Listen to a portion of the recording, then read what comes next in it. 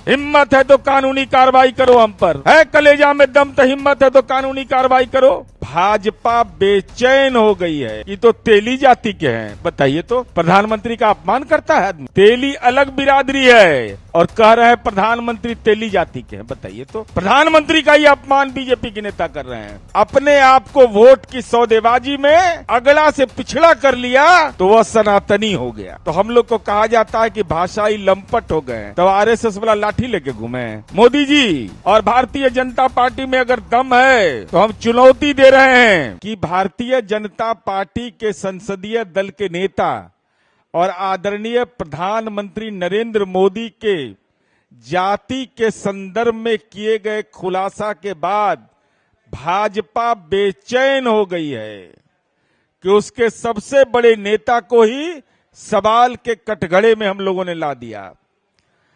अब ये कह रहे हैं कि इस ढंग का बयान दे रहे हैं कि ये पिछड़ा है, गरीब के लिए काम किए हैं, तो इन लोग को दर्द हो रहा है। भारतीय जनता पार्टी से हम जानना चाहते हैं, अगर आप पिछड़ा हो तो पिछड़ा वर्ग और अति पिछड़ा वर्ग का शिक्षा के अधिकार कानून पर हमला क्यों किया? कक्षा 1 से 8 तक की छात्रवृत्ति आपने खत्म कर दिया। जो जन्म से पिछड़ा है वो जातिगत न्याय की राजनीति करे तो वह जातिवादी हो गया, और जो अब पिछड़ा नहीं थे, सामान्य समुदाय में थे, अपने आप को वोट की सौदेबाजी में अगला से पिछड़ा कर लिया तो वह सनातनी हो गया। यह अद्भुत खेल हो रहा है देश में। और प्रधानमंत्री जी का जब फर्जीवाड़ा हम लोग इस सवाल पर उठाते हैं तो हम लोग को कहा जाता है कि भाषाई लंपट हो गए, तो आरएसएस वाला लाठी लेके घूमे। अरे दस्तावेज हमारे पास है, और सनातन धर्म तो सत्य का प्रतीक है। भारतीय जनता पार्टी ने यह कहा, ज्ञान दे रहे हैं हम लोग को। अभी एक केंद्रीय मंत्री बोले कि तो तेली जाति के हैं, बताइए तो। प्रधानमंत्री का अपमान करता है आदमी, अपने संसदीय दल के नेता का अपमान। तेली राठौड़ अलग है, तेली अलग बिरादरी है, और कह रहे हैं प्रधानमंत्री तेली जाति के हैं, बताइए तो। प्रधानमंत्री का ये अपमान बीजेपी के नेता कर रहे हैं।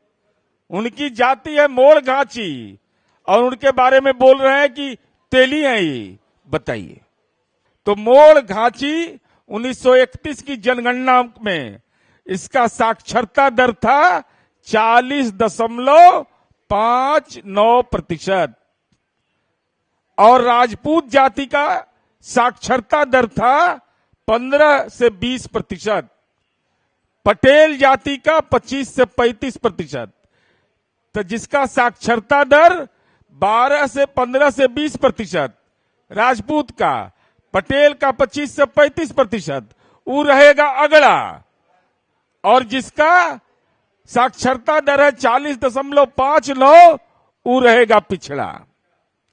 ये कहाँ का पैमाना है आदरणीय नरेंद्र मोदी जी? यह साफ साफ बताइए।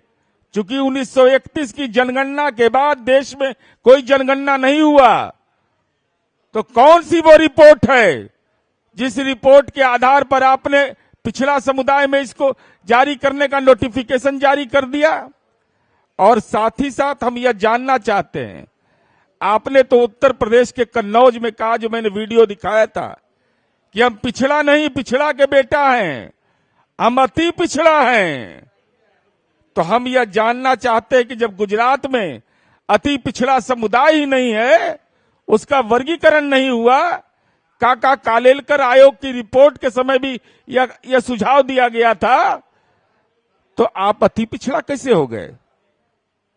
अब हम यह जानना चाहते हैं, मोदी जी और भारतीय जनता पार्टी में अगर दम है तो हम चुनौती दे रहे हैं कि अगर हिम्मत है, हमारे आरोप अगर गलत हैं, जो दस्तावेज की बुनियाद पर है, सारा दस्तावेज मेरे पास है, हिम्मत है तो कानूनी कार्रवाई करो हम पर।